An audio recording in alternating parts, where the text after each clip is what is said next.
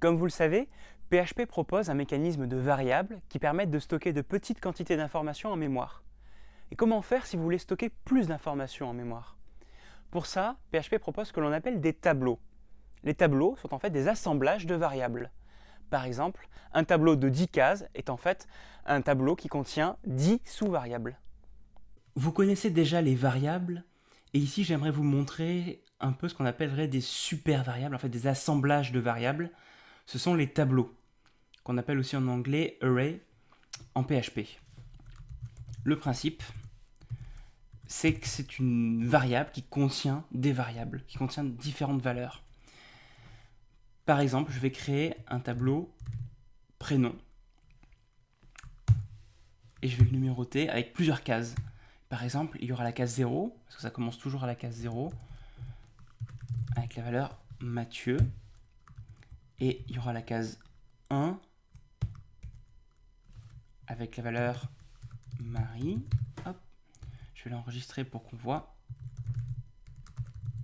un peu de couleur. Voilà. Et là, on a une variable $prénom, mais qui possède deux cases, et donc deux valeurs. À la case 0, on a Mathieu, à la case 1, on a Marie. Et on pourrait faire comme ça beaucoup de cases. Par exemple, 2 égale Robert 3. Comme ça, on a 3 personnes. 0, 1, 2, Mathieu, Marie et Robert. Le tout dans un même tableau. Alors ça, il faut savoir qu'on peut aussi l'écrire et l'initialiser comme ceci. Avec une fonction array. Et là, on peut écrire Mathieu, Marie, Robert. Voilà, comme ceci. Et dans ce cas-là, pas besoin d'initialiser un par un. On peut tout faire en un. Et on aura une case 0 où il y aura Mathieu, une case 1 où il y aura Marie, et une case 2 où il y aura Robert. Maintenant, vous allez me dire, mais comment est-ce qu'on fait pour afficher un tableau comme ça? Eh bien, on peut afficher une des cases qui contient un des noms. Pour ça, on va écrire $prénom. Et on va dire qu'on veut la case numéro 1, donc c'est-à-dire Marie, parce que je vous rappelle qu'on commence à compter à partir de 0. Donc je fais $prénom 1, je vais obtenir Marie. Je peux essayer. Voilà, ça affiche bien Marie. Et si je veux afficher le suivant, 2, donc Robert, je fais 2, et on voit bien qu'il y a Robert dans la deuxième case. Par contre, ce n'est pas du tout fait pour afficher juste $prénom, parce que c'est un tableau et il y a une quantité de choses, donc on ne peut pas vraiment afficher ce qu'il y a à l'intérieur.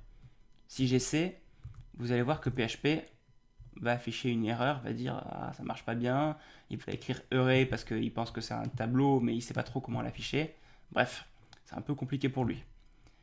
Si vraiment on veut savoir ce qu'il y a à l'intérieur d'un tableau, on peut faire appel à printr, comme ceci, qui est une fonction qui sert à afficher et à représenter le contenu d'un tableau.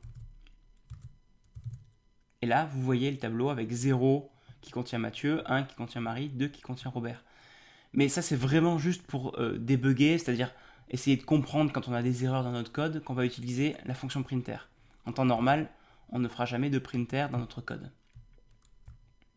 Alors ici, il faut savoir qu'on a fait un tableau numéroté, parce que chaque case a un numéro, 0, 1, 2, mais on peut aussi faire un tableau qui possède des libellés, des noms devant chacune des entrées. Alors là, au lieu de faire des prénoms, par exemple, on va dire que je vais représenter une personne. Une personne aura un nom, un prénom et un âge. Et on va tout mettre dans un même tableau. Alors, pour faire ça, je vais faire un array comme ça, et je vais faire nom, et le nom, on va dire que c'est Nebra. Le prénom, on va dire que c'est Mathieu. Et l'âge, bah écoutez, on va me donner 99 ans. Voilà, ça me fait 3 cases, nom, prénom, âge, avec chacune une valeur. On peut tester, voir ce que contient le tableau. Voilà, en faisant un printer. D'ailleurs, on n'est pas obligé de mettre de echo ici, on peut juste faire printer directement, parce que printer a pour rôle d'afficher à l'écran le résultat de la variable, du tableau. Voilà. Et ici, vous voyez, j'ai nom, prénom, âge avec les valeurs que j'ai données. Alors, pourquoi choisir un tableau numéroté ou un tableau associatif? Eh bien écoutez, ça dépend des cas. Quand on fait une liste de personnes, une liste de noms, tout à l'heure c'était pratique de numéroter. Là, quand on a besoin de distinguer un nom, un prénom et un âge au sein d'un même tableau, c'est mieux dans ce cas-là de faire un tableau associatif comme je viens de faire ici. Alors si on veut afficher le contenu d'un tableau case par case, là c'est un petit peu plus délicat. Il faut savoir bien manipuler les tableaux pour pouvoir les afficher sur chacune des cases. Par exemple, j'aimerais afficher toutes les cases du tableau nom, une par une. Pour ça, je voudrais faire une boucle for, par exemple. C'est une possibilité. Je vais faire numéro égale 0. Je vais démarrer à la case 0. Je vais m'arrêter avant la case 3 parce qu'on n'a que des cases de 0 à 2. Et je vais faire numéro plus plus, comme ici. Voilà, et là, entre les accolades, je vais pouvoir afficher, je le mets dans un paragraphe,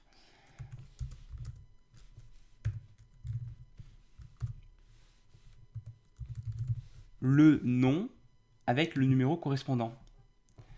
Je vais terminer ma petite instruction, je vous explique tout ça. Voilà.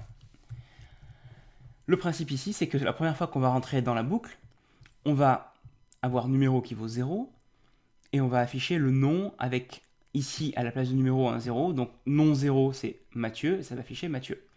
Ensuite, on va reboucler, numéro va valoir 1, là, nom entre crochets 1, ça va valoir Marie, et donc ça va afficher Marie, et ainsi de suite jusqu'à Robert. On peut tester, et on devra avoir les noms qui s'affichent ligne par ligne. Voilà, Mathieu, Marie, Robert, ça s'affichait ligne par ligne exactement comme on voulait.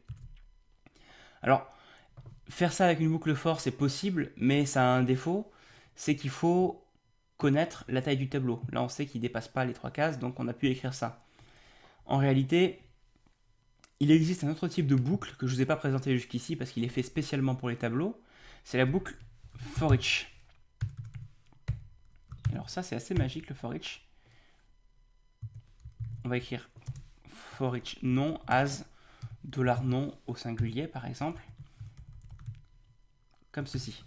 Alors là, le principe, c'est qu'on demande de faire une boucle sur toutes les cases du tableau, avec for each. Là, le tableau, c'est $non, avec un S, c'est celui-ci. Et à chaque tour de boucle, on va mettre le contenu d'une des cases dans la variable $non, ici au singulier. Donc la première fois, $non va valoir Mathieu, puis ensuite il va valoir Marie, puis ensuite il va valoir Robert. C'est exactement équivalent à ce qu'on a fait juste avant, sauf que c'est plus clair, plus lisible, et surtout, ça marche quel que soit le nombre de cases du tableau. J'actualise et on a exactement le même résultat. On peut aussi le faire sur les personnes. Par exemple, $personne as $détail, par exemple. On va dire que c'est l'un des détails de la personne, son nom, son prénom ou son âge. Et là, à chaque tour de boucle, là, on aura détail qui vaudra d'abord Nebra, puis ensuite Mathieu, puis ensuite 99. Chacune des valeurs du tableau. On teste. Voilà. Chacune des cases apparaît.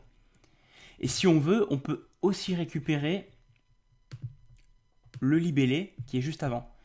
Pour ça, on va écrire ici $libellé. On l'appelle la variable comme on veut, suivi d'une flèche égale supérieure, comme ceci. Et là, on aura à chaque tour de boucle non seulement accès à $détail qui contient la valeur, comme Nebra, Mathieu ou 99, mais on aura aussi accès au libellé, c'est-à-dire le nom du champ, ici nom, prénom ou âge. Je peux l'écrire ici comme ceci.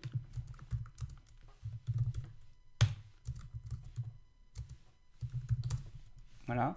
Alors ça va écrire nom, le libellé, vaut Nebra, prénom vaut Mathieu, etc., etc. Voilà. Nom vaut Nebra, prénom vaut Mathieu, âge vaut 99.